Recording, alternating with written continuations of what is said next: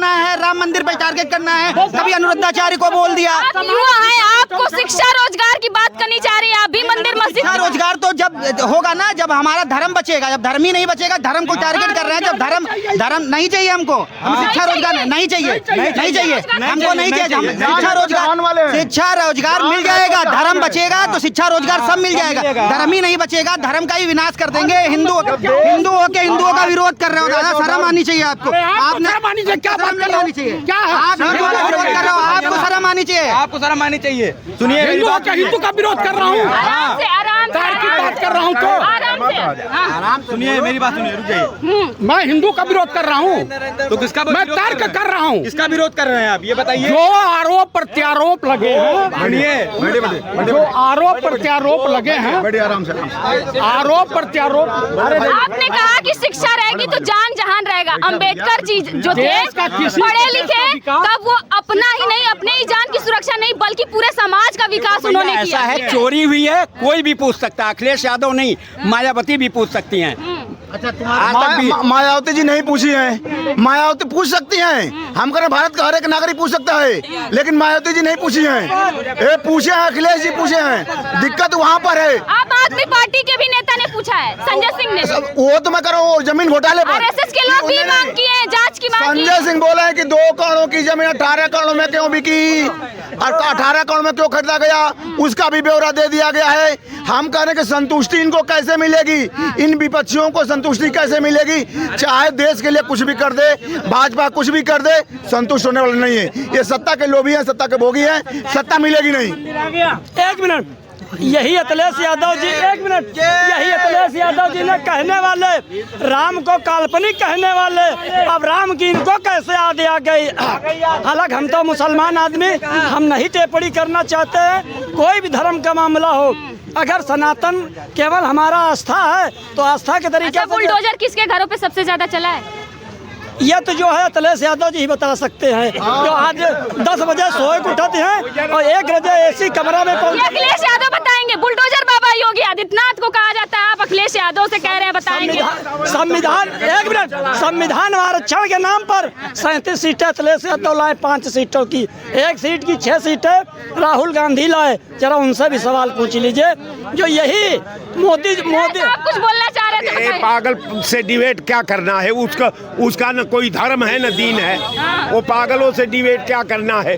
कारण ये है कि ये इनको वीडियो में ये हीरो बनना चाहते हैं। आई नहीं खन जानत कि खेला मत आग से, ना जानत हम ना ही आग से खेला मत, नहीं तो बच नहीं पाएंगे।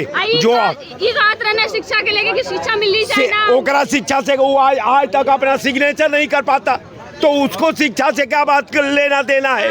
उसको केवल ये युवा है, कह रहे हैं हमको केवल इसको दंगा कराना है, माहौल बिगाड़ना है, यही इसकी महारत है। कारण ये है कि कभी ये सारगर्भित बात नहीं करता। हमेशा हिंदू मुसलमान, हमेशा हिंदू मुसलमान, हमेशा समाज को बांटने का, समाज में दंगा कराने का, यही इसका महारत हासिल है। ये आप इनसे जरा पूछ लीजिए, समाजवादी कांग्रेस का गठबंधन हुआ था, बरेली किसने कराया, संभल किसने कराया, राणा सांगा पर रामलाल सुमन से किसने चर्चा। क्या कहेंगे, इधर आइए। कह रहे हैं कि शिक्षा मिले चाहे ना मिले, हमें धर्म, हमारा धर्म रहना चाहिए, तभी जान है। पहले धर्म बचेगा तभी जो बच्चा जो है शिक्षा कर पाएगा और वो बेरोजगारी जो खत्म हो पाएगी। जब धर्म ही नहीं बचेगा, धर्म ही नहीं बचेगा, बच्चा नहीं बचेगा, शिक्षा तो उसके बाद ही आएगी ना। मकान के पीछे भाग रहे हैं, जब धर्म नहीं बचेगा, रोटी कपड़ा का मकान कहाँ बचेगा, आप बताइए। बचेगा ही नहीं। देखिए, हम जिस पार्टी से आते हैं, अपना दल एस, हमारी पार्टी सामाजिक न्याय की बात करती है और धर्म एक आस्था का है, भगवान आस्था का है, इस पे हम चर्चा नहीं करेंगे। दलितों को सताया जाता था, आगे मटका लटका कर पीछे अरे जाके आप पढ़िए, बुक में पढ़िए, कहाँ पे किताबों में पढ़िए ना आप। जब से भारतीय, सुनिए आप, आज भी हर कमजोर आदमी को सताया जाता है, वो चाहे बीजेपी की सरकार हो, चाहे मोदी की सरकार हो, चाहे किसी पार्टी की सरकार। सुनिए, कमजोर आदमी को सब सताते हैं। ऐसा कुछ नहीं है। जब से भारतीय जनता पार्टी की सरकार आई है, जो आदमी अपने सही रास्ते पे है उसको कोई डिस्टर्ब नहीं करता है। जो पढ़ रहा है, लिख रहा है, उसको नौकरी भी मिल रही है। वो जो शिक्षित है, वो जो ठीक से शिक्षा में इंटरेस्ट ले रहा है, मैं भी जॉब करता हूँ टाटा कम्युनिकेशन में, ठीक है, इंजीनियर हूँ, मैं भी अपने रास्ते से आता हूँ। लिख रहा है, उसका पेपर भी रद्द हो जाएगा। पेपर पेपर ये बताइए, सुनिए, अब आप ये बताइए, अब आप ये बताइए, जो है अधिकारी, सुनिए, किसी अधिकारी को ऊपर से आदेश किया गया, अब अंदर से अगर कोई कर दिया तो उसको कोई कर दिया तो कैसे उसकी जो है, थोड़ा सा समय लगेगा ना। ये जो गलती हुई है इसको सुधारेंगे और उसको समय लगेगा, लेकिन सही होगा, ठीक है। लेकिन अब ये नहीं कि ऊपर लेवल में कितनी गलती होगी, 100 पेपर लीक हो गया, कितनी पेपर जब नीचे वाले भ्रष्ट हो रहे हैं, अब उनको हटाएंगे, उनको करेंगे तो नीचे वाले। अच्छा ये बताइए भैया, ये सरकार सब कुछ। अब ये बताइए, आपके घर में आज खाना बना हुआ है, ठीक है, आपके घर में खाना बना हुआ, अब पता चले 2 लोग को मिला, 3 लोग को मिला ही नहीं, तो वो तो सिस्टम ऊपर वाले। ये बताइए कि नीचे वाले जब भ्रष्ट कर रहे हैं तो जिम्मेदारी किसकी है? जिम्मेदारी सरकार की है, बिल्कुल सरकार की है। सरकार को इस्तीफा देना चाहिए। सरकार इस्तीफा कैसे दे दे?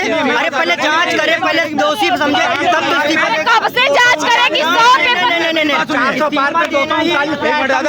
पेपर पेपर लीक हुआ, ठीक है, कोई बात नहीं, लेकिन मेरी बात सुनिए, पेपर लीक हो तो सवाल किससे पूछना चाहिए? एनटीए से पूछना चाहिए, नेशनल टेस्टिंग एजेंसी से पूछना चाहिए। नेशनल टेस्टिंग एजेंसी को कौन जिम्मेदारी दिया? कौन जिम्मेदारी दिया? जिम्मेदारी कौन दिया? मीडिया सुधर जाएगी तो देश सुधर। हाँ, नहीं, सुनिए, मैं बता रहा हूँ। आप ये बताइए, किसी घर में चोरी होती है, ठीक है, पहले वो प्रशासन के पास जाएगा कि मंत्रियों के पास जाएगा कि आप इस्तीफा दे दिए, मेरे घर में चोरी हो गई है? आप बताइए मुझको। पहले एनटीए से पूछना चाहिए कि हाँ ये चोरी की। एनटीए को जिम्मेदारी किसने दिया पेपर कराने का? जिम्मेदारी देने का क्या मतलब है? जिम्मेदारी किसी को भी कोई दे देगा तो क्या?